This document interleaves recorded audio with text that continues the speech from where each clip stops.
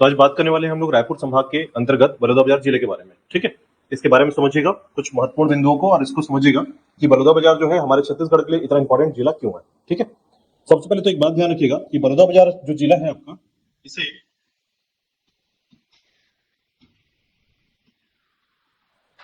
बलौदाबाजार, भाटापारा जिला के नाम से जानते हैं। ठीक है, सामान्य तौर पर जो है यह जिला जिसके बारे में हमें जानकारी मिलती है, इसे बलौदाबाजार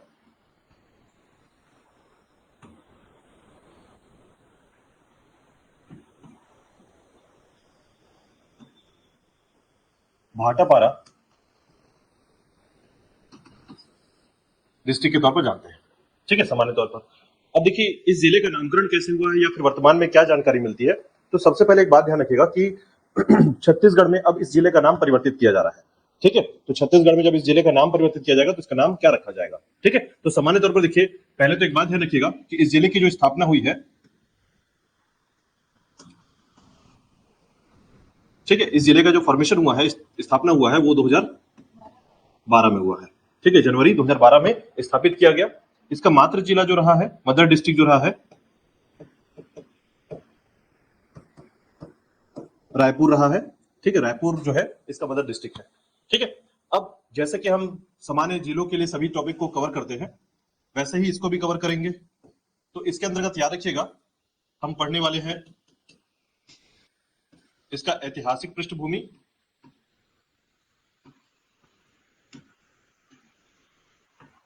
प्रशासन,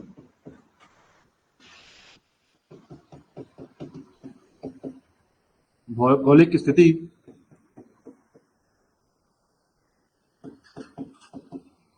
सामाजिक व आर्थिक स्थिति, और अंत में पढ़ेंगे हम लोग पर्यटन के बारे में। ठीक है, तो इस सामान्य तौर पर हम इन मुख्य बिंदुओं पर डिस्कस करेंगे, लेकिन समझिएगा बलौदाबाजार जिला जो है या भाटापारा जिला जो है, ठीक है, इसके संबंध में क्या क्या जानकारी मिलती है। तो इसके संबंध में सबसे पहले तो याद रखिएगा इस जिले का नाम जो है अभी छत्तीसगढ़ सरकार के द्वारा जो है इसे बदलने का प्रयास किया जा रहा है। ठीक है, तो अब इस जिले का नाम होगा संत शिरोमणि गुरु घासीदास धाम। ठीक है, हाँ ये हो चुका है लगभग, ये समझिए कि अब आपको यही पढ़ने को मिलेगा। ठीक है, तो इस जिले को जो है आप इस नाम से सुनने को मिलेगा आपको। ठीक है, संत शिरोमणि गुरु घासीदास धाम के नाम से। ठीक है, नहीं तो आप इसको ऐसा बोल सकते हैं, गुरु घासीदास धाम बोल सकते हैं। ठीक है, संत शिरोमणि उनकी उपाधि है, एक तरीके का एक सम्मान है उनके लिए। ठीक है, तो संत शिरोमणि जो है गुरु घासीदास धाम के नाम से ये जिला जाना जाएगा। ठीक है, अब देखिए सामान्य तौर पर जो है अगर हम उसके नामकरण की बात करते हैं तो पहले इसका नाम क्या था, बलौदाबाजार था। बलौदाबाजार। ठीक है, तो बलौदाबाजार का नामकरण जो हुआ था वो किस बेस पर हुआ था, क्या कारण था ऐसा। तो देखिए ऐतिहासिक पृष्ठभूमि में अगर आप देखेंगे, इसका हिस्टोरिकल बैकग्राउंड देखिएगा।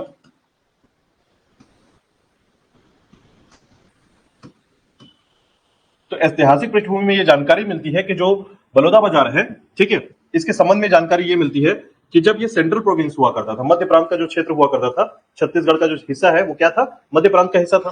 तो मध्य प्रांत में जो है आपके गुजरात से, आपके मध्य प्रदेश के आसपास के क्षेत्रों से, आपके राजस्थान, ठीक है, महाराष्ट्र के क्षेत्रों से जो है व्यापारी आया करते थे। ठीक है, और ये कहां पर आते एकत्र होते थे, भैंसा पसरा नामक एक क्षेत्र हुआ करता था जहां पर ये इकट्ठा होते थे। ठीक है, व्यापारी आए यहाँ इकट्ठा हुए और क्या खरीदने आते थे, यहाँ से बैल और भैंस खरीदने आया करते थे। ठीक है, तो इस क्षेत्र के कारण जो है याद रखिएगा बैल और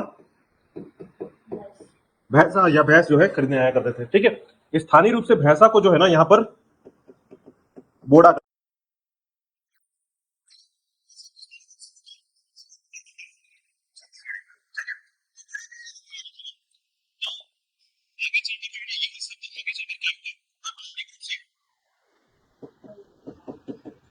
बलौदा बाजार एक ऐसा बाजार जहां बैल और भैंसा बिक्री हुआ करता था, और इसी से नाम आ गया आपके पास बलौदा बाजार का। ठीक है, तो इस तरीके से बलौदा बाजार का नाम जो है एक व्यापारिक दृष्टिकोण से देखने को मिलता है। साथ ही साथ याद रखिएगा अभी वर्तमान में इसका नाम क्या कर दिया गया है, संत शिरोमणि गुरु घासीदास धाम के नाम से। ठीक है, क्लियर है यहाँ पर कि बलौदा बाजार कहां से आया। ठीक है, अब देखिएगा बलौदा बाजार के संबंध में एक बात और ध्यान रखिएगा कि जब आप नामकरण को देखते हैं तो नामकरण सीधी तौर पर यह जानकारी मिलती है, लेकिन आगे चलकर आप ये नामकरण आप नहीं पढ़ेंगे। क्यों? क्योंकि अब आप पढ़ेंगे संत शिरोमणि गुरु घासीदास के नाम पर। ठीक है, तो ध्यान रखिएगा कि इसके संबंध में क्या क्या जानकारी मिलती है। एक्चुअल में ये जो नामकरण किया गया है इसके संबंध में कई ऐसी जानकारी है। ठीक है, जैसे गुरु घासीदास जी का जन्म जो है गिरौदपुरी में हुआ है। ठीक है, तो गिरौदपुरी में इनका जन्म हुआ, यानी बलौदा बाजार के क्षेत्र में आता है गिरौदपुरी, यहाँ इनका जन्म हुआ है। ठीक है, सतनाम पंथ के संस्थापक रहे हैं। कई ऐसे जानकारियां इनके संबंध मिलती है जिसमें समाज सेवा के तौर पर जो इन्होंने काफी काम किया। ठीक है, तो ऐसे में जो है इनके संबंध में ये पूरा जिला जो है इनके नाम पर रखा गया है। ठीक है, तो ये नामकरण भी क्यों हुआ है ये आपको जानकारी दे दिया मैंने कि क्यों गुरु घासीदास जी के नाम पर जो है ये जिला पूरी तरीके से जो है समर्पित किया गया है। ठीक है, आगे पढ़ेंगे और डिटेल में, बट यहाँ पर थोड़ा सा जानकारी रखिएगा। अब देखिए इसके संबंध में और क्या जानकारी मिलती है या फिर वर्तमान प्रदेश में क्या क्या जानकारी मिलती है, तो देखिएगा जब हम प्राचीन काल से धीरे धीरे आधुनिक काल की तरफ बढ़ते हैं, ठीक है, तो इस संबंध में जानकारी मिलती है कि बलौदा बाजार जो क्षेत्र हुआ करता था, ठीक है, ये बलौदा बाजार जो क्षेत्र हुआ करता था, एक समय था जब इस क्षेत्र के अंतर्गत कई ऐसे शासक आए हैं जो लगातार अपना क्षेत्र परिवर्तन करते चले गए हैं। ठीक है, पहले ये महासमुंद के साथ जुड़ा हुआ था। ठीक है, फिर उसके बाद समय बदलता गया, अंग्रेजों का शासन आया। तो याद रखिएगा इसके संबंध में दो तीन जानकारियां जो मिलती है। पहला आपके कलचुरी के समय में, कलचुरी काल में, याद रखिएगा कल्याण साय के समय, कल्याण साय के समय ये जानकारी मिलती है कि ये इसके क्षेत्र में आपके 3 गढ़ बनाए गए थे। ठीक है, 3 गढ़। तो याद रखिएगा उत्तर के गढ़ में एक था और 2 दक्षिण के गढ़ में थे। ठीक है, उत्तर के गढ़ में आपका सेमरिया का नाम आता है और दक्षिण के गढ़ में जो है आपका लवन और सिंगा का नाम आता है। ठीक है, मतलब कल्याण साय ने जो है 18 गढ़ जो बनाए थे, याद रखिएगा इनके 18 गढ़ों में 3 गढ़ बलौदा बाजार क्षेत्र में, जिसमें एक गढ़ उत्तर के क्षेत्र का सेमरिया और दक्षिण के गढ़ का लवन और सिंगा क्षेत्र। ठीक है, क्या रखिएगा। अब देखिए इसी के बाद जो है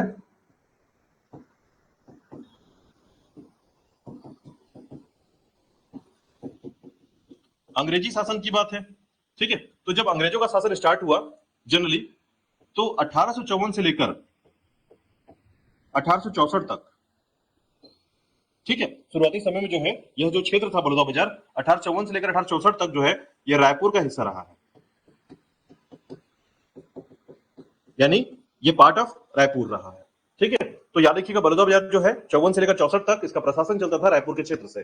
ठीक है, इसके बाद देखिएगा जब आगे का समय आता है, यानी कि अंग्रेजी शासन में ही कई ऐसी गतिविधियां आती हैं। ठीक है, तो इस समय जो है 64 के बाद आगे की जो कहानी है याद रखिएगा 1920 में। ठीक है, अच्छा पहले एक बात और ध्यान रखिएगा, 1903 की बात याद रखिएगा। ठीक है, सिमगा को पहले तहसील बनाया गया था इस समय में।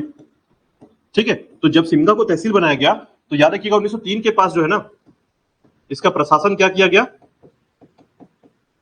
बलौदा बाजार को तय कर दिया गया, यानी सिमगा को तहसील बनाकर बलौदा बाजार से उसका प्रशासन चलाया गया। ठीक है, तो बलौदा बाजार क्षेत्र जो है सिमगा के साथ तहसील बन गया था, याद रखिएगा। ठीक है, यानी औपचारिक रूप से तहसील बनाने की जो जानकारी मिलती है बलौदा बाजार को 1903 से मिलती है, औपचारिक रूप से बना था ये। ठीक है, एक्चुअल में तो बनेगा आपके आजादी के बाद, लेकिन औपचारिक रूप से जो है काम चलने के लिए या काम करने के लिए यहाँ पर बलौदा बाजार को सिमगा के साथ क्या कर दिया गया, अटैच कर दिया गया और सिमगा तहसील के रूप में डेवलप किया गया और उसका प्रशासन जो है बलौदा बाजार से चलाया गया था। ठीक है, इसी के साथ याद रखिएगा 1920 में, ठीक है, 1920 में याद रखिएगा एक नया एक्ट लागू किया गया यहाँ पर, इसे कहा जाता है सैनिटेशन। ठीक है, sanitation act. Sanitation act basically क्या होता है, लोकल गवर्नमेंट बॉडी को एक्टिवेट करना। ठीक है, जैसे पंचायत एक लोकल गवर्नमेंट बॉडी है। ठीक है, तो लोकल गवर्नमेंट बॉडी यानी कि पंचायत की स्थापना 1920 से बलौदा बाजार क्षेत्र में कर दिया गया था, याद रखिएगा। ठीक है, याद रखिएगा 1920 में सैनिटेशन एक्ट लागू किया गया और यहां पर पंचायत का गठन किया गया। ठीक है, अब देखिए इसी के बाद जो है आजादी हुई धीरे से फिर 1947 में।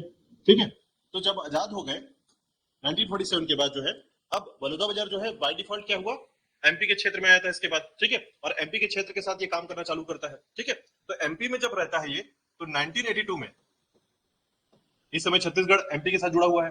1982 में जो है, अच्छा एक पॉइंट और याद रखिएगा, 1973 में, 1973 में जो है इसे नगर पालिका परिषद,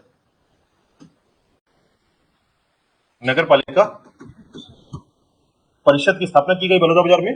ठीक है, अब 82 में क्या होता है, इसको एक्चुअल में तहसील का दर्जा कब मिलता है, 82 में मिलता है तहसील का दर्जा। ठीक है, ध्यान रखिएगा। तो इस समय जो है कौन कौन से क्षेत्र इसके अंतर्गत आते थे, कसडोल, इसके अलावा लवन, सिमगा, ठीक है, कसडोल, लवन, सिमगा और सोनाखान क्षेत्र, ये, हाँ सोनाखान क्षेत्र। ठीक है, ये सभी जो है इसके अंतर्गत आते थे, याद रखिएगा। और एक नाम और याद रखिएगा, दो नाम और याद रखिएगा इसके अंतर्गत, भाटापारा और पल्लारी। ठीक है, ये सभी आपके तहसील बनने के साथ जो है इन्हीं क्षेत्र में शामिल किया गया, विकासखंड के तौर पर जो है इन क्षेत्रों को शामिल किया गया था। ठीक है, तो याद रखिएगा 1982 में अलग तहसील का दर्जा दिया गया। ठीक है, तो ये सभी क्षेत्र जो है, ठीक है, इसे अलग किए गए। तो सिमगा के साथ अटैच था पहले, और उसके बाद बलौदाबाजार के साथ जो है इसको अलग करके सभी क्षेत्रों को यहां पर शामिल कर दिया गया इसके अंतर्गत, याद रखिएगा। ठीक है, चलिए इसके बाद देखिएगा, इसके बाद जो है बलौदाबाजार क्षेत्र को जो है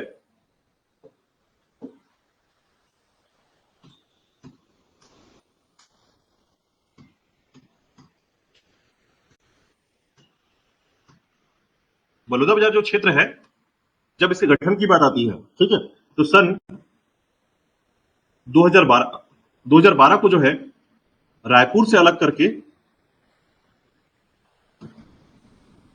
रायपुर से अलग करके गठित किया गया आपका बलौदाबाजार को। ठीक है, तो इस प्रकार से जो है बलौदाबाजार आपका गठित हुआ, याद रखिएगा 2012 में।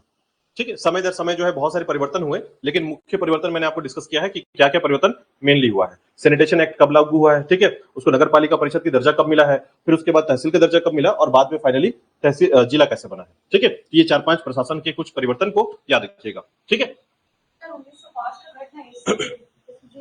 हाँ सिर्फ ऊपर में पड़ेगा ना इसका सर, आपने ये पढ़ चुका है कि उत्तर के क्षेत्र में केवल उसका असर था, इन क्षेत्र में क्यों असर होगा इसका। ठीक है, चलिए अब कुछ महत्वपूर्ण बिंदुओं को याद रखिएगा, ऐतिहासिक पृष्ठभूमि के साथ साथ कुछ महत्वपूर्ण बिंदुओं को देखिएगा, जिसको मैं पहले से कहूंगा कि आप बलौदाबाजार के संबंध में जब भी पढ़ें तो इसको पहले से याद रखें। जैसे पहले याद रखिएगा, बलौदाबाजार में जो है, बलौदाबाजार के अंतर्गत सबसे पहले याद रखिएगा एक क्षेत्र जिसका नाम है गिरौदपुरी। ठीक है, गिरौदपुरी, और यहां हुआ है जन्म किसका, हाँ गुरु घासीदास, गुरु घासीदास जी का जन्म हुआ यहां पर।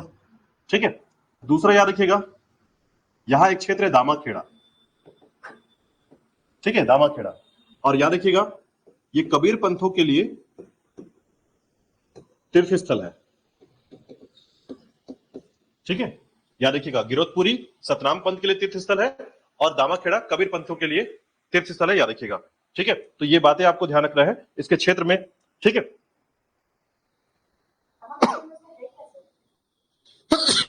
क्या यहां पर आगे पढ़ेंगे, अभी डिटेल में पढ़ेंगे। ठीक है, टेंशन मत लीजिए इसके लिए कि दामाखेड़ा में क्या है, अभी पूरा डिटेल पढ़ेंगे, क्या जानकारी मिलती है। ठीक है, जैसे देखिए हमारे यहाँ संप्रदाय या पंथ जो होते हैं, ठीक है, ये सतनाम पंथ के लिए संबंधित है, ये कबीर पंथ के लिए संबंधित है। ठीक है, जैसे इसकी शुरुआत जो है गुरु घासीदास ने की है, और ये कबीर जी के द्वारा जो है शुरुआत है, याद रखिएगा। गुरु गद्दी के बारे में आपने सुना होगा। ठीक है, तो ये दामाखेड़ा जो क्षेत्र है ये गुरु गद्दी और साथ ही साथ समाधि क्षेत्र भी है। ठीक है, चलिए तो देखिएगा इन मुख्य बिंदुओं को याद रखिएगा। ठीक है, अब देखिए इसके अलावा और क्या इसकी विशेषताएं हैं। देखिए इसके अलावा जो है ना, बलौदाबाजार को जो है सीमेंट हब कहा जाता है, छत्तीसगढ़ का सीमेंट हब। हाँ, सीमेंट हब का मतलब है कि चूना पत्थर जो है सबसे ज्यादा छत्तीसगढ़ में बलौदाबाजार पे ही मिलता है, याद रखिएगा। ठीक है, अगर हम देखें छत्तीसगढ़ के 7 सीमेंट कारखाने, तो उसमें से 4 से 5 जो है आपके बलौदाबाजार में ही होंगे। ठीक है, इतने सारे सीमेंट कारखाने यहाँ पर, तो सीमेंट कारखाने का संबंध किससे होता है, चूना पत्थर से होता है।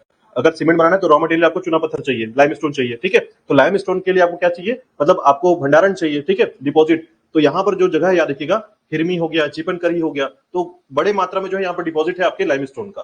ठीक है, इसलिए इसको क्या कहते हैं, सीमेंट हब कहते हैं, याद रखिएगा। ठीक है, तो अगर आपसे पूछा जाए छत्तीसगढ़ में सबसे ज्यादा सीमेंट कारखाना कहां पर है, तो बलौदा बिहार में है। सबसे ज्यादा चुना पत्थर कहां से प्राप्त होता है, तो बलौदा बिहार से प्राप्त होता है, याद रखिएगा। ठीक है, तो इतना पॉइंट कम से कम बेसिक याद रखिएगा, गिरधपुरी के बारे में, नामाखेड़ा, और एक आपका अभ्यारण्य के बारे में, बारनवा पारा अभ्यारण्य या सेंचुरी। ठीक है, बारनवा पारा सेंचुरी। ठीक है, क्योंकि यहां पर आश्रम है किसका, वाल्मीकि आश्रम, जहां पर लौ और कुश का जन्म हुआ था, राम के पुत्र का जन्म हुआ था। ठीक है, बलौदा बाजार में। ठीक है, तो याद रखिएगा, वाल्मीकि आश्रम के संबंध में आगे पढ़ेंगे इसको डिटेल पर, बस ध्यान रखिएगा बारनवा पारा इस क्षेत्र में है। ठीक है, तो कई ऐसे तीर्थ स्थल अलग अलग संप्रदायों के लिए, साथ ही साथ सीमेंट हब आधुनिक क्षेत्र के लिए। ठीक है, तो कई ऐसी चीजें हैं याद रखिएगा जिले में, जो आपको इसको याद करने को मजबूर कर देगा। ठीक है, चलिए, तो देखिएगा ये बेसिक इसका हिस्ट्री था, है ना। अब इसका देखिए इसका प्रशासन कैसा है, प्रशासन के बारे में ध्यान दीजिएगा। प्रशासनिक स्थिति,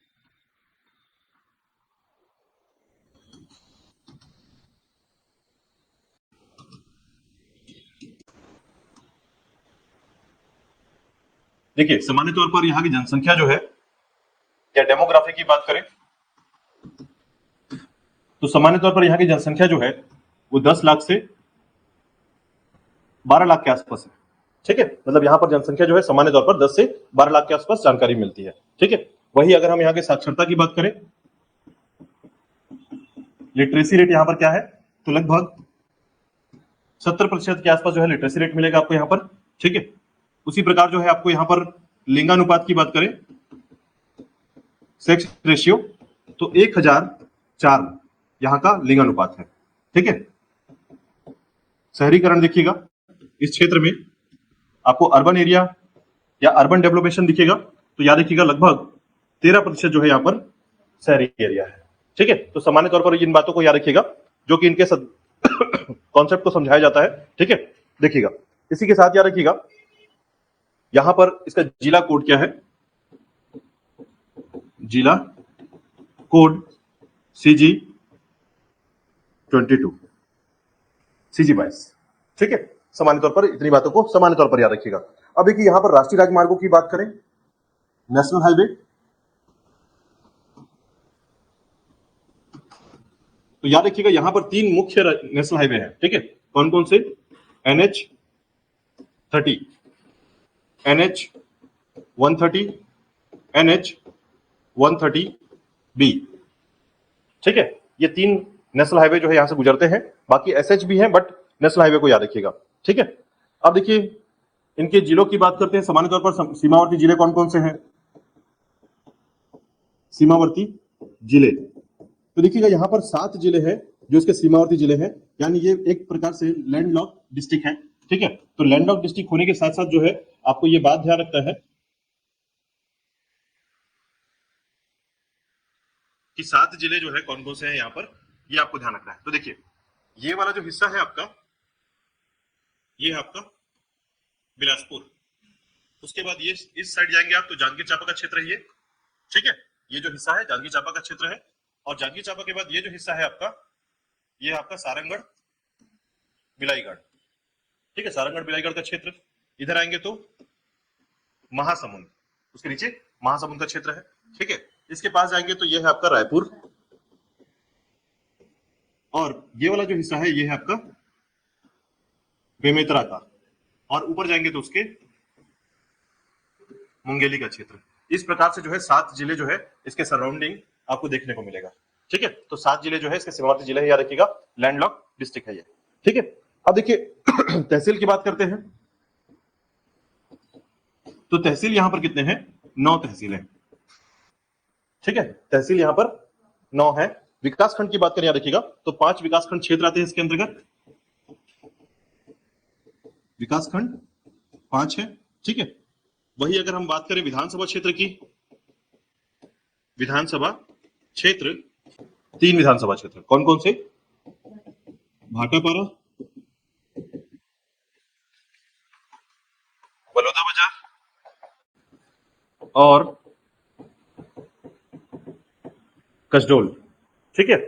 भाटापारा, बलौदा बाजार और कसडोल क्षेत्र जो है इसके अंतर्गत आपका विधानसभा क्षेत्र है, याद रखिएगा, ठीक है। लोकसभा क्षेत्र नहीं है यहाँ पर, ध्यान रखिएगा, ठीक है। इसके अंतर्गत कोई लोकसभा क्षेत्र नहीं आता है।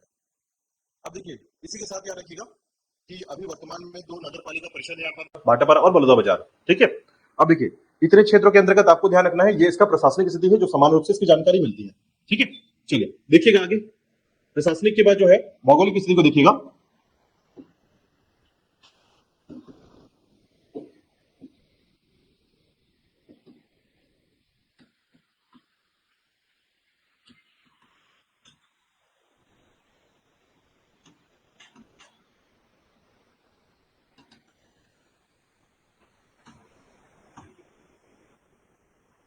जियोग्राफिकल स्टेटस या स्थिति की बात करें तो याद रखिएगा यह जो क्षेत्र है, तो देखिए सबसे पहले तो याद रखिएगा इसका भौतिक संरचना कैसा है। तो यहां का जो भौतिक संरचना है ये पार्ट है महानदी बेसिन का पार्ट है, ठीक है। यहां पर मुख्य रूप से कौन सी चट्टानें पाई जाएंगी, तो याद रखिएगा कडप्पा चट्टानें।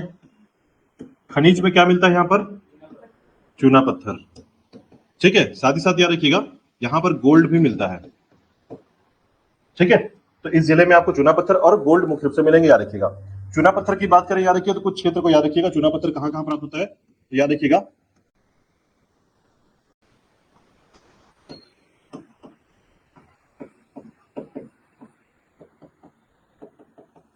राज्य में सबसे ज्यादा चूना पत्थर या लाइमस्टोन का डिपॉजिट भंडारण यहीं पर है, याद रखिएगा जीपन करही में, जीपन करही, ठीक है। और सोना कहां मिलेगा, तो याद रखिएगा नाम सोना खान क्षेत्र में, याद रखिएगा, ठीक है। गोल्ड,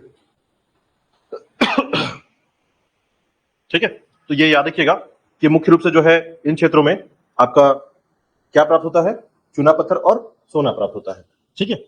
अब देखिए इन क्षेत्रों की बात करें याद रखिएगा तो इन क्षेत्रों में मिट्टी क्या पाई जाती है, मुख्य रूप से ध्यान रखिएगा। तो यहां पर जो है लाल पीली मिट्टी मिलती है, लाल पीली मिट्टी मिलती है। और साथ ही साथ याद रखिएगा अगर फसल की बात करें इन क्षेत्रों में तो मुख्य रूप से जो है यहाँ पर हाँ बिल्कुल होता है, ठीक है। तो फसल के बिना कैसे चलेगा सब कुछ, हाँ वो हर जगह पे होता है। देखिए बहुत मैंने बताया यहाँ पर कितना डेवलप है ये, 13%, ठीक है।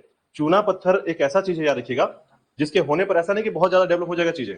चूना पत्थर जो है ना ये लोकल और गवर्नमेंट दोनों इसका उत्खनन कर सकते हैं, इस पे सिर्फ गवर्नमेंट का अधिकार नहीं होता। बाकी जो चीजें होती है जैसे कि लौह है इसमें सिर्फ गवर्नमेंट का अधिकार होता है, लेकिन चूना पत्थर एक ऐसा चीज है जिसमें आपका प्राइवेट सेक्टर और गवर्नमेंट सेक्टर दोनों का अधिकार होता है, ठीक है। तो भौगोलिक स्थिति के अनुसार याद रखिएगा। अब देखिए यहाँ पर मुख्य रूप से नदी कौन सी है, ठीक है। तो यह क्षेत्र है आपका बलौदा बाजार का क्षेत्र और इस क्षेत्र में आपको 2 नदियां मुख्य रूप से मिलेंगी, एक आपका शिवनाथ नदी भी और दूसरे आपका महानदी भी, ठीक है। तो दोनों बड़ी नदियां जो है इन क्षेत्रों में बहती हैं, याद रखिएगा बलौदा बाजार क्षेत्र में, ठीक है। चलिए तो इसके बाद देखिएगा इन क्षेत्रों में सामाजिक और आर्थिक स्थिति क्या है वो थोड़ा सा याद रखिएगा, ठीक है।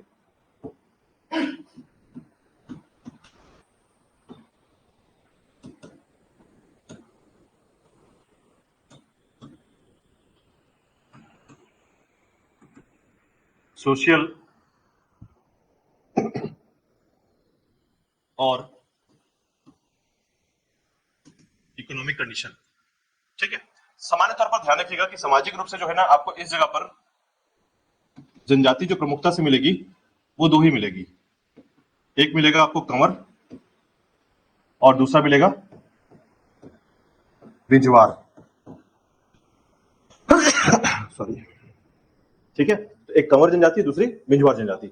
सबसे ज्यादा जनजाति में इस क्षेत्र में याद रखिएगा बिंजवार जनजाति मिलेंगे, ठीक है। मतलब ये जो क्षेत्र है बलौदा बाजार क्षेत्र में आपको बिंजवार जनजाति सब ज्यादा मिलेंगे, ठीक है, ठीक है। बिंजवार तो याद रखिए बहुत सारे नाम मिलेंगे सुनने को, ठीक है। कंवर और बिंजवार याद रखिएगा, ठीक है। अब देखिए आपको इसी में बिंजवार जनजाति से एक व्यक्ति का नाम याद रखना है, शहीद वीर नारायण सिंह,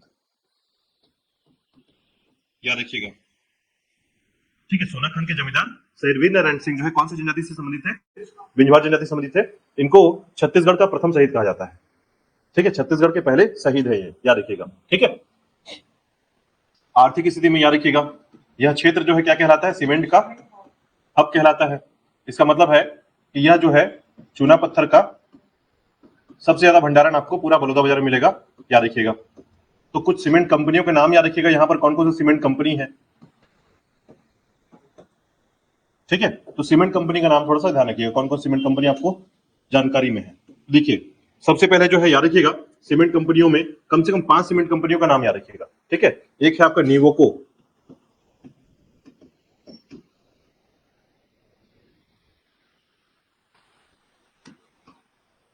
सीमेंट कंपनी,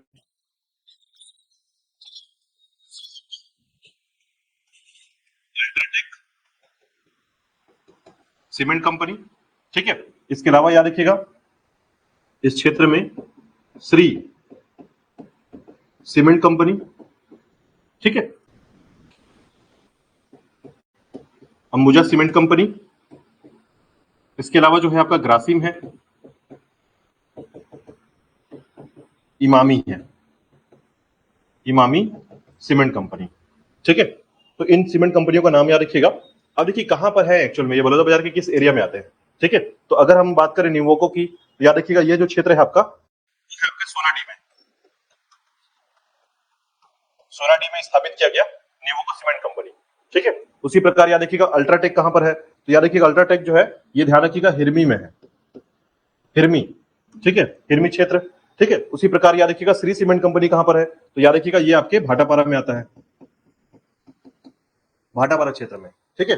अंबुजा जो है आपके यहाँ ये आपका रवान क्षेत्र में बनाया गया है, रवान क्षेत्र, ठीक है। और उसके बाद ग्रासिम को याद रखिएगा, ग्रासिम जो है आपका ये आपका रावण है, तो ध्यान रखिएगा ये रवान है फिर रावण है, ठीक है, रवान और रावण, ठीक है।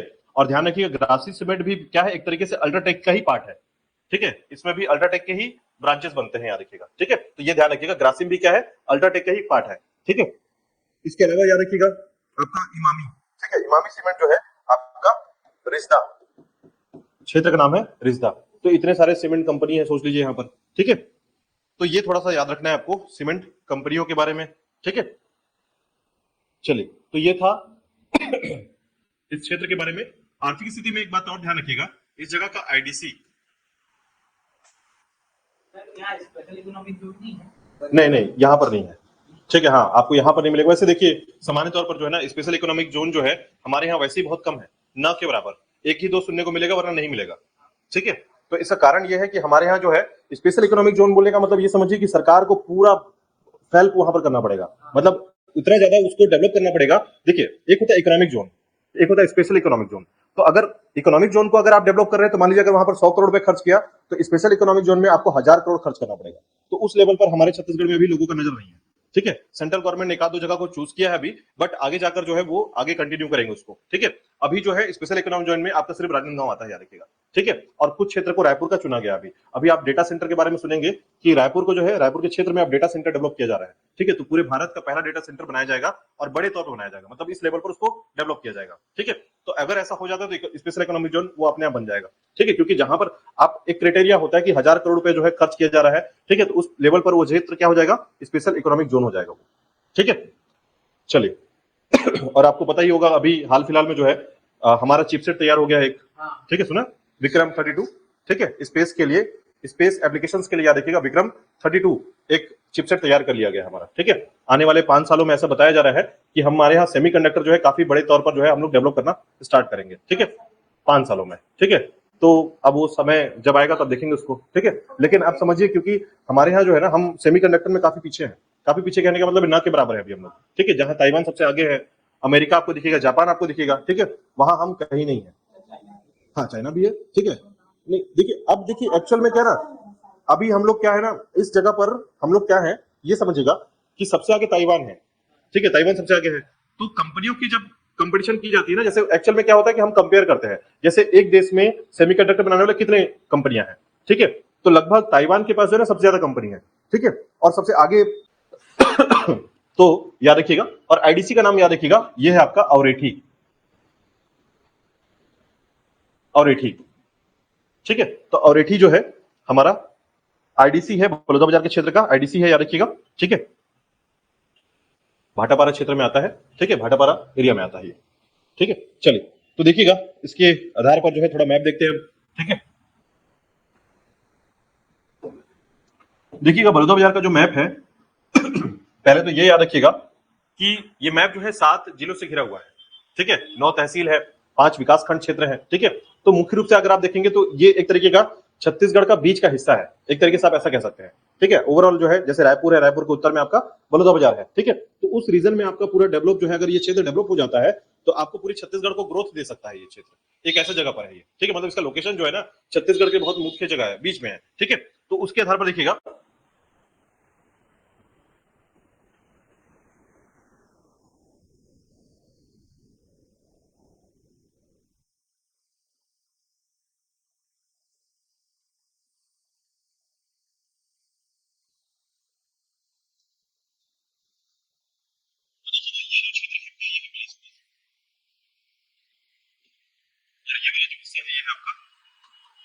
जांजगीर चांपा, इस तरफ आएंगे तो आपका ये है आपका सारंगढ़ बिलाईगढ़ का क्षेत्र, ठीक है।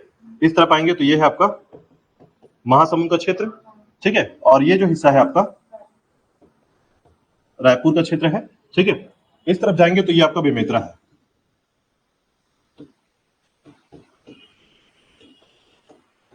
और ये हिस्सा है आपका मुंगेली का क्षेत्र, ठीक है। तो इस तरीके से जो है आपका ये जिला डेवलप है, याद रखिएगा।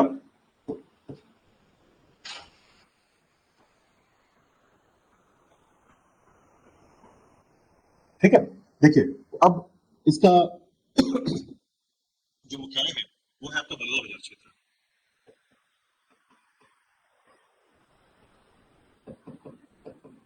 इसका मुख्यालय भी है, तहसील भी है, विकासखंड क्षेत्र में भी आता है ये, ठीक है। तो सबसे पहले याद रखिएगा 3 रूट हमको याद रखना है। पहला रूट जो है वो याद रखिएगा, तो देखिए बिलासपुर से जो है ना मुंगेली होते हुए बेमेतरा और रायपुर के रूट पर जो है ये सड़क जाती है, याद रखिएगा, इसे बोलते हैं NH30, ठीक है। तो यहां पर आपको ध्यान रखना है कि ये 2 रूट है, इसी के अंतर्गत 2 रूट है। कौन कौन से 2 रूट है, देखिए ऊपर से जब आएगा ये रूट तो ये आपका NH130 है, ठीक है। जब अंबिकापुर से आएगा कहां तक, सिमगा तक, ठीक है। ये क्षेत्र आपका सिमगा है, सिमगा क्षेत्र, ठीक है। और इसी के अंतर्गत याद रखिएगा कि यहां से बेमेतरा की तरफ से आता है आपका ये वाला रूट यहां तक। तो याद रखिएगा ये जब रूट यहां से आगे जाता है तो यही है आपका NH30, देखिए NH130 इधर से आ गया, NH30 तो यहां तक आपका शामिल हो जाता है NH30, ठीक है। यहां तक याद रखिएगा NH130 आता है अंबिकापुर से सिमगा तक 130, ठीक है। NH30 कहां से होगा, तो चिल्फी घाटी कबीरधाम से बेमेतरा से होते हुए आएगा और यहां से लेकर पूरा कोंटा तक चला जाता है, सुकमा तक, ठीक है। छत्तीसगढ़ का सबसे बड़ा रूट है, याद रखिएगा, सबसे लंबा रूट है ये, ठीक है। NH30 636 किलोमीटर का रेंज है इसका, ठीक है। अब तीसरा रूट देखिएगा जो कि आपका आता है आपके रायपुर क्षेत्र से, ठीक है। तो रायपुर क्षेत्र से आते हुए बलौदा बाजार और बलौदा बाजार से होते हुए आपका सारंगढ़ बिलाईगढ़ चला जाता है, याद रखिएगा। ये है आपका NH130B, NH130B, ठीक है। रायपुर क्षेत्र से आता है, याद रखिएगा, ठीक है। तो रूट याद रखिएगा, थोड़ा सा 3 रूट है इस क्षेत्र में, ठीक है। अब देखिए इसी के साथ याद रखिएगा कि 2 और भी रूट आपको सुनने को मिलेगा इस क्षेत्र में, ठीक है। लेकिन वो क्या है, SH का रूट है, SH रूट, ठीक है, स्टेट हाईवे।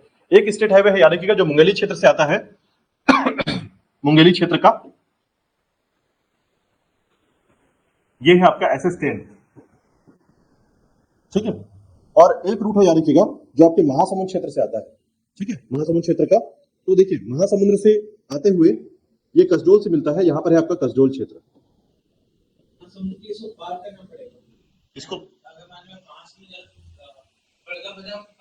नहीं, इससे यहां पर एक ये जो मीडियम है, एक तरीके से कह सकते हैं कि आप यहां सारंगढ़ से भी महासमुंद जा सकते हैं, ठीक है। सारंगढ़ से महासमुंद जा सकते हैं यहां से। ये जो रूट है इसको कहा जाता है SH14, ठीक है। तो ये रूट है आपका कॉमन। अब देखिए 9 तहसील कौन कौन से है, पहले वो याद रखिएगा। तो देखिए ये वाला रूट देखिएगा SH14 वाला, तो ये आपका कसडोल है, ये तहसील है आपका कसडोल तहसील, ठीक है। इसके नीचे आएंगे, याद रखिएगा, तो ये जो क्षेत्र है इसको बोलते हैं टुंड्रा,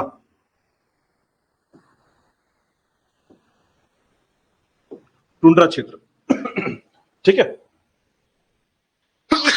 सॉरी, तो ये टुंड्रा क्षेत्र है, तहसील में आता है। ठीक है, इसके बाद ये जो हिस्सा है याद रखिएगा, इसे कहते हैं सोना खान। ठीक है, या देखिएगा सोना खान क्षेत्र। इसी प्रकार देखिएगा, अब इसकी पास वाले रूट में जाएंगे, NH 130B में जाएंगे, तो ये जो क्षेत्र है आपका पल्लारी, पल्लारी क्षेत्र। ठीक है, और उसके बाद आप कहां पहुंच जाएंगे, बलौदा बाजार क्षेत्र में, पल्लारी से होता है। ठीक है, अब जैसे देखिए पल्लारी से जो है कसडोल की तरफ जाएंगे, तो ये जो क्षेत्र है आपका, इसे कहते हैं लवन, लवन क्षेत्र। ठीक है, पल्लारी, लवन, कसडोल। ठीक है, इसके बाद टुंड्रा, सोना खान, तो 1 2 3 4 5 और 6 तहसील यहां पर आ जाते हैं। ठीक है, अब मुख्य तहसीलों में और 3 तहसील याद रखिएगा। ठीक है, तो याद रखिएगा, आप बलौदा बाजार से मुंगेली तरफ से आएंगे, याद रखिएगा, तो ये जो रूट है आपका, ये है आपका, इस रूट में आपका भाटापारा।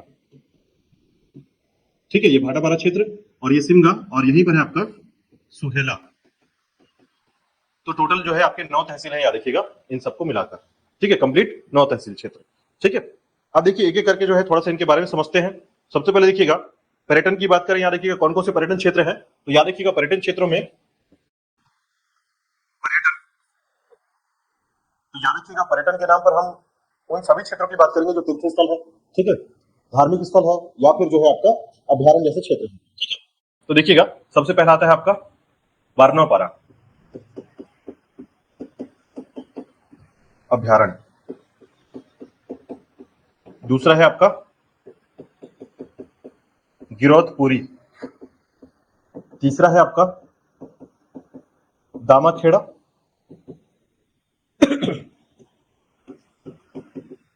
सोना खान। ठीक है, इसके अलावा कुछ मंदिरों की बात करते हैं, याद रखिएगा इन क्षेत्रों में, जैसे आपका सोमनाथ क्षेत्र, सोमनाथ क्षेत्र। ठीक है, इसी के अलावा याद रखिएगा पल्लारी का सिद्धेश्वर महादेव मंदिर, पल्लारी क्षेत्र। ठीक है, पल्लारी क्षेत्र के अंतर्गत सिद्धेश्वर महादेव मंदिर पढ़ेंगे हम लोग, और उसके अंतर्गत एक अंतिम याद रखिएगा विष्णु मंदिर नारायणपुर का। ठीक है, इस मुख्य बिंदु पर हम डिस्कस करेंगे, याद रखिएगा। सबसे पहला है आपका बारनौपारा क्षेत्र। देखिएगा बारनौपारा क्षेत्र है कहां पर। ठीक है, तो देखिए इस क्षेत्र को कहते हैं बारनौपारा क्षेत्र, ये हिस्सा है आपका बारनौपारा का।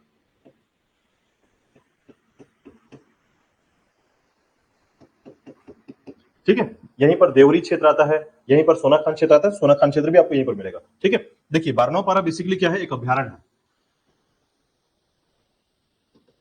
अभ्यारण्य क्षेत्र। ठीक है, यहां पर जो है सांप कई ज्यादा पाए जाते हैं, याद रखिएगा, मोर और सांप सबसे ज्यादा इस अभ्यारण्य या सेंचुरी में पाए जाते हैं। ठीक है, तो छत्तीसगढ़ का एक ऐसा अभ्यारण्य, ऐसा सेंचुरी जहां पर अधिकतर क्या पाए जाते हैं, सरीसृप, रेप्टाइल वाले एनिमल पाए जाते हैं, रेप्टाइल एनिमल्स। ठीक है, तो आप कह सकते हैं कि सांप, स्नेक्स सब ज्यादा यहाँ पर पाए जाते हैं। ठीक है, साथ ही साथ याद रखिएगा इस अभ्यारण्य का जो है ना, इस अभ्यारण्य को स्थापित किया गया था आपका 1976 में, 1976 में इसे स्थापित किया गया।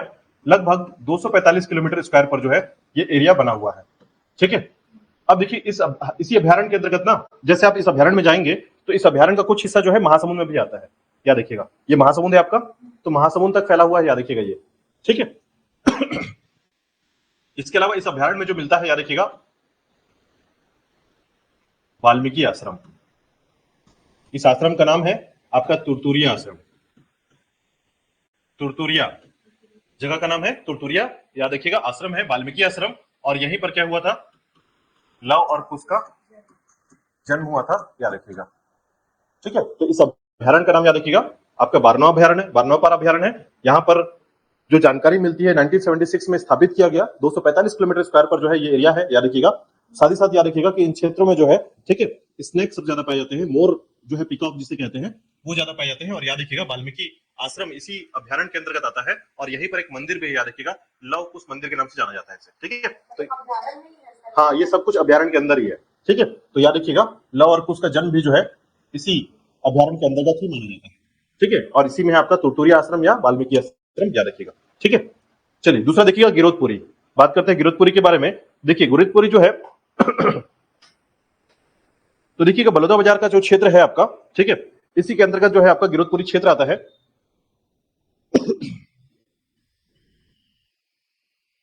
इसका वर्तमान नाम क्या कर दिया गया है, तो याद रखिएगा, इसका वर्तमान नाम, गिरौदपुरी का वर्तमान नाम जो बदल दिया गया है, इसको हम गुरु घासीदास धाम कह देते हैं। ठीक है, जैसे पूरा जिले का नाम ही गुरु घासीदास धाम हो गया है। ठीक है, तो यहाँ गिरधपुरी का नाम भी क्या कर दिया गया है, गुरु घासीदास धाम के नाम से, जन्मस्थली के नाम से जाना जाता है। ठीक है, तो जैसे ही देखिए ये बलौदा बाजार क्षेत्र है आपका, ये बलौदा बाजार क्षेत्र है, लवन कसडोल, कसडोल के पास यहां पर आएंगे तो ये वो जो क्षेत्र है याद रखिएगा, इसे कहते हैं गिरधपुरी, ये वाला हिस्सा। ठीक है, ध्यान रखिएगा, ये जो हिस्सा है ये गिरधपुरी का क्षेत्र है। ठीक है, गिरधपुरी क्षेत्र है। यहीं पर आप आएंगे, इसके नीचे का जो क्षेत्र है, यहीं पर एक पहाड़ है याद रखिएगा, ये वाला हिस्सा, इसे कहते हैं छाता पहाड़।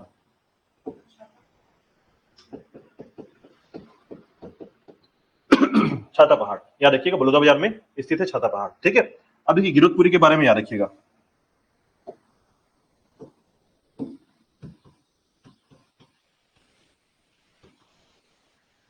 तो गिरधपुरी जो है वर्तमान में इसका नाम बदलकर क्या कर दिया गया है, गुरु घासीदास धाम। ठीक है, ये जन्म स्थली है याद रखिएगा, गुरु घासीदास जो है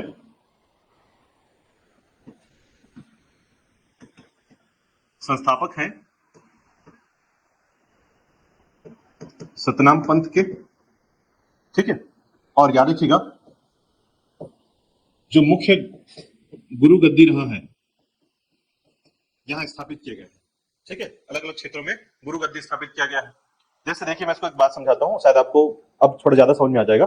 देखिए हमारे यहाँ जो है ना, मनुष्यों के लिए जो है ये तय किया गया कि ईश्वर को प्राप्ति के दो मार्ग तय किए गए। ठीक है, ईश्वर को प्राप्ति करने के लिए दो मार्ग तय किए गए, एक बोला ज्ञान मार्गी और दूसरा भक्ति मार्गी।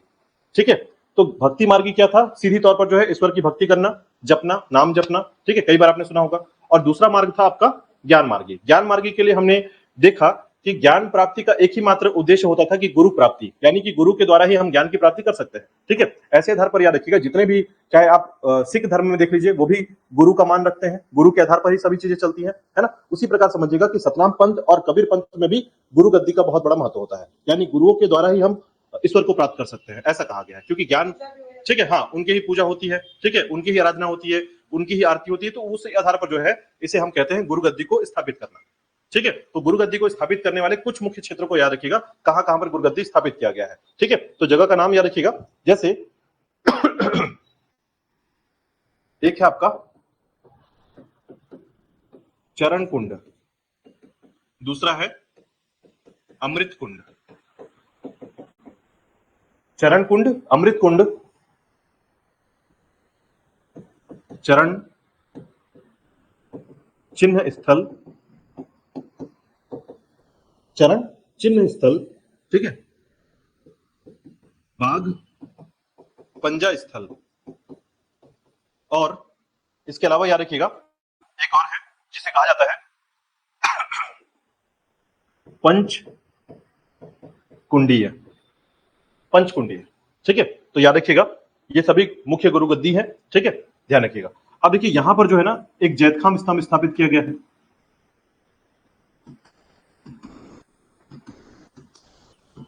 जैतखाम स्तंभ, ठीक है, इसकी तुलना किससे करते हैं, कुतुब मीनार से।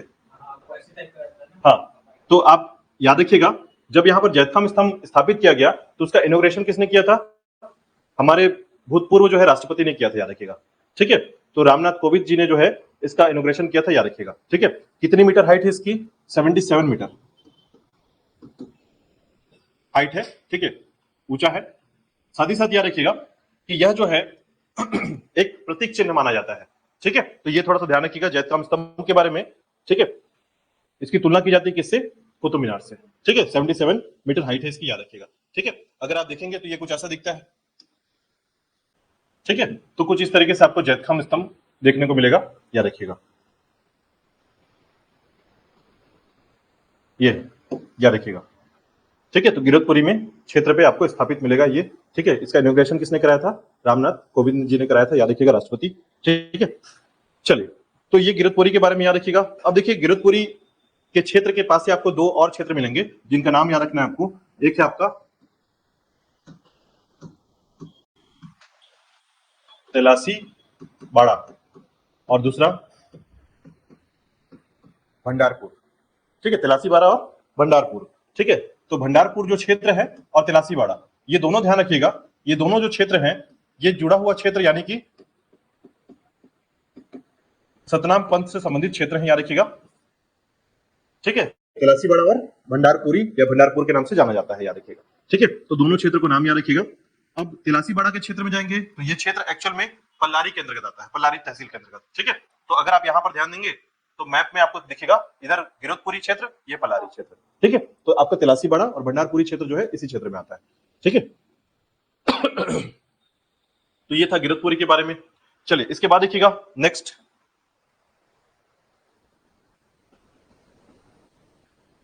दामाखेड़ा, ठीक है। तो देखिएगा दामाखेड़ा क्षेत्र के बारे में बात करते हैं। देखिएगा कि दामाखेड़ा क्षेत्र जो है ये एक इंपॉर्टेंट क्षेत्र है कबीर पंथियों के लिए, ठीक है। तो देखिए इसके संबंध में याद रखिएगा, दामाखेड़ा क्षेत्र जो है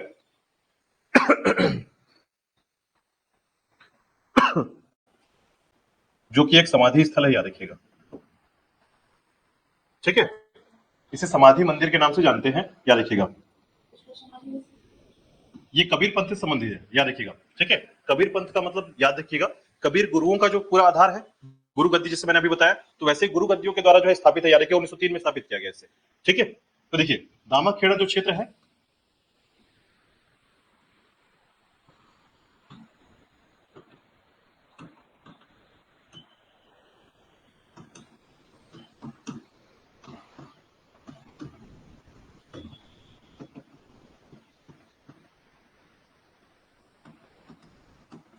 इसे समाधि मंदिर के नाम से जानते हैं, याद रखिएगा इस क्षेत्र को, ठीक है। कबीर पंथ से संबंधित तीर्थ स्थल कहा जाता है और समाधि पंथ समाधि मंदिर के तौर पर इसे जाना जाता है, ठीक है। इसे किसने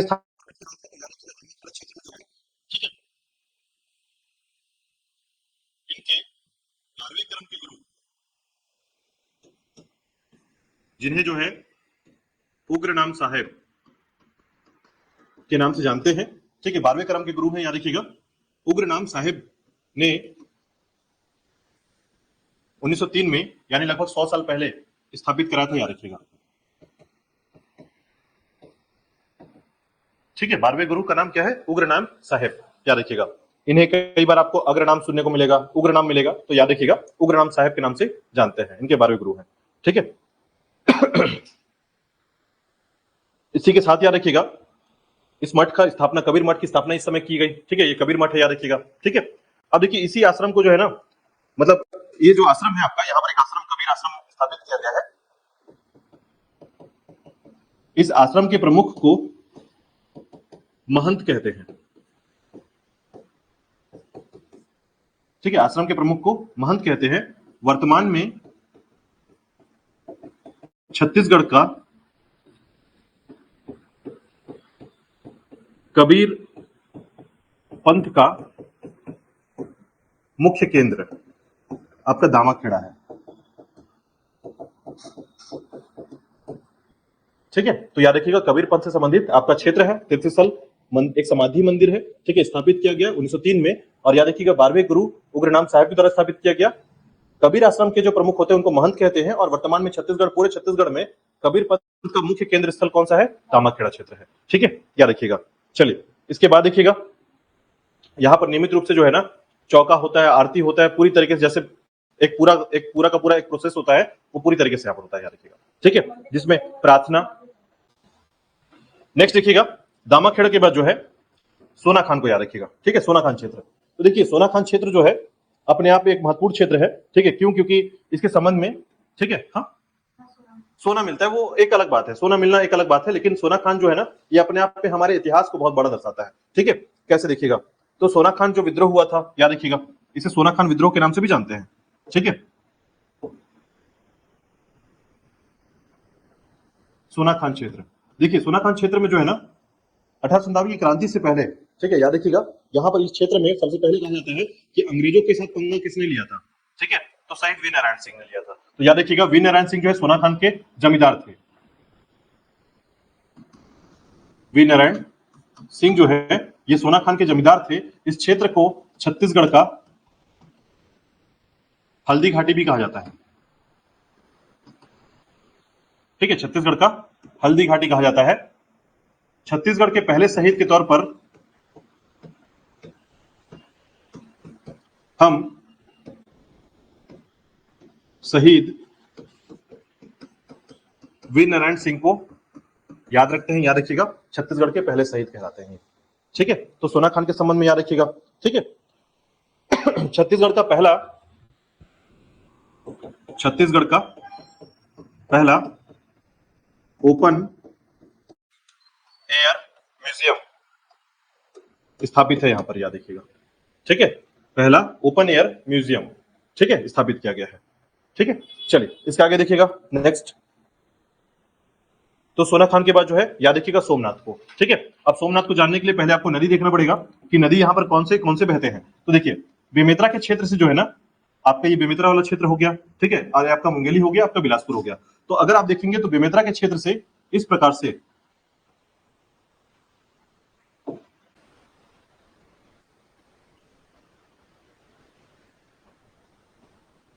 ठीक है, ये आपका याद रखिएगा शिमला के पास एक नदी जाती है और ये नदी जो है कौन सी है, शिवनाथ है।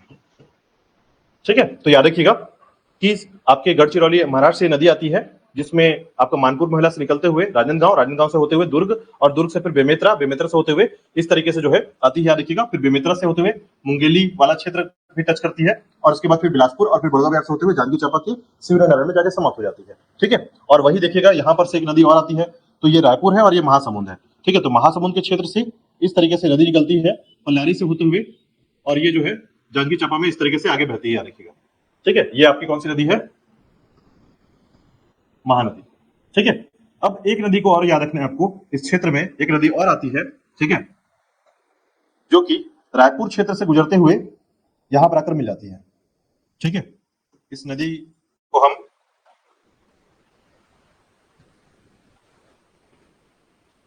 ऐसे याद रखेंगे। ठीक है, और इस नदी का नाम याद रखिएगा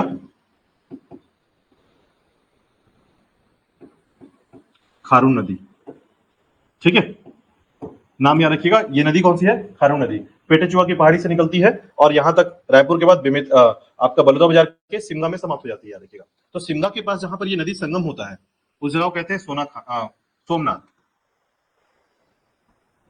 क्या कहते हैं इसको, सोमनाथ। तो ध्यान रखिएगा, कई बार क्वेश्चन पूछा जाता है कि शिवनाथ नदी और खारून नदी का संगम क्षेत्र किस नाम से जाना जाता है।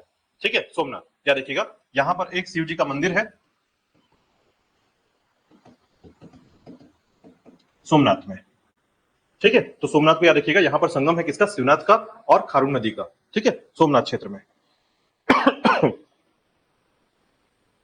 ठीक है, चलिए इसके बाद देखिएगा नेक्स्ट पल्लारी क्षेत्र। ठीक है, ये पल्लारी क्षेत्र है आपका, जो कि किस नदी के तट पर है, महानदी। याद रखिएगा, कई बार एग्जाम में पूछा जाता है कि निम्न में से कौन सा क्षेत्र है जो महानदी यहां से होकर गुजरती है या नहीं गुजरती है। तो याद रखिएगा पल्लारी क्षेत्र। ठीक है, पल्लारी क्षेत्र में याद रखिएगा, यहां पर जो है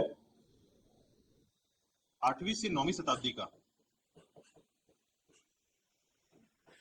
पांडुवंशी शासक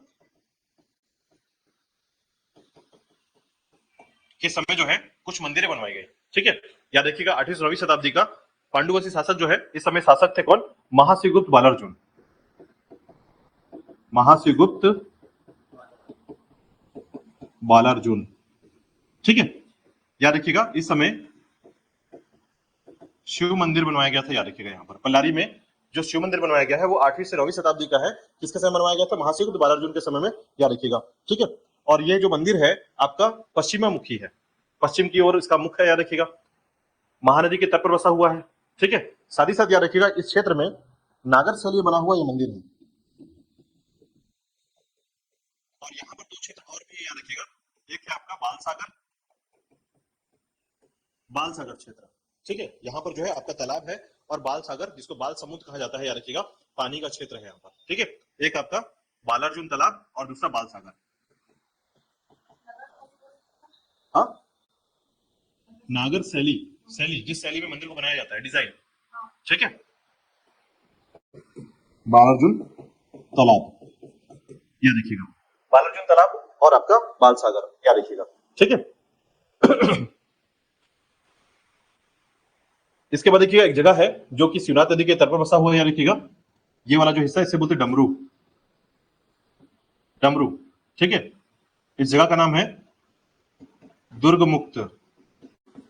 याद रखिएगा, डमरू दुर्ग मुक्त क्षेत्र, ठीक है। यहाँ पर शिव मंदिर स्थापित है, शिवनाथ नदी के तट पर है, बसा हुआ, याद रखिएगा, ठीक है। तो पलारी के लिए याद रखिए कौन सा मंदिर है, शिव जी का मंदिर है, जिसका नाम क्या है, सिद्धेश्वर महादेव मंदिर, ठीक है। तो ध्यान रखिएगा, सिद्धेश्वर महादेव मंदिर,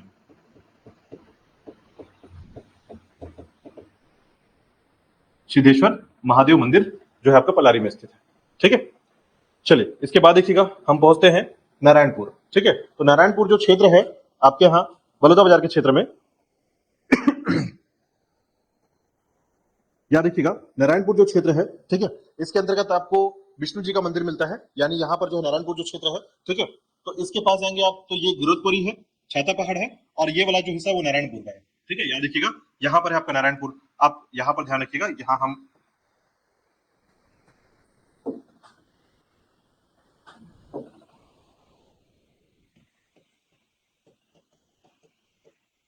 नारायणपुर क्षेत्र, ठीक है। इसके संबंध में याद रखिएगा नारायणपुर जो क्षेत्र है,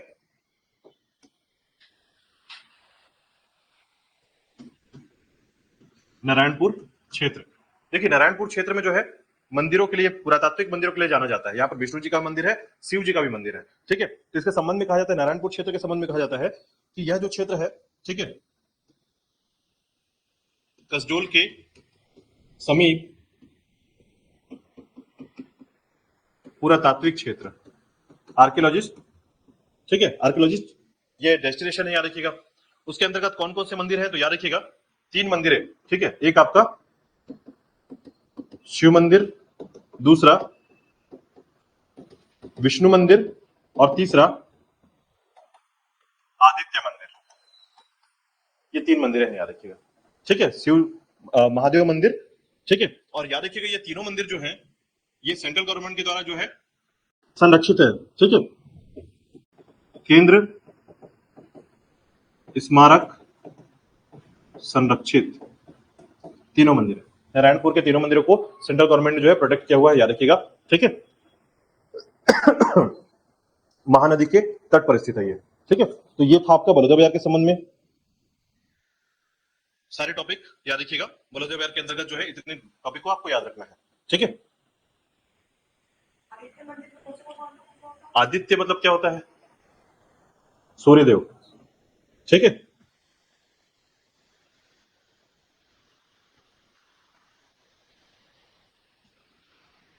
तो याद रखिएगा, है ना, जितने भी इंपॉर्टेंट टॉपिक थे हमने डिस्कस किया है, याद रखिएगा। बलौदा बाजार क्षेत्र में जो है अगर आप याद रखेंगे तो बलौदा बाजार जो क्षेत्र है आपका, इस क्षेत्र के अंतर्गत आप देखेंगे तो अधिक धार्मिक क्षेत्र आपको इस क्षेत्र मिलेगा, इस क्षेत्र में आपको ज्यादा डेवलप मिलेगा, ठीक है। मतलब यही पर है आपका अवरेठी आईडीसी, ठीक है। बाकी इस क्षेत्र में आपको हिरमी, ठीक है, चूना पत्थर के उत्पादन वाला क्षेत्र जो है आपको इस क्षेत्र में मिलेंगे, याद रखिएगा। क्लियर है? चलिए कोई डाउट है तो क्लियर कर लीजिए, कोई क्वेश्चन है तो।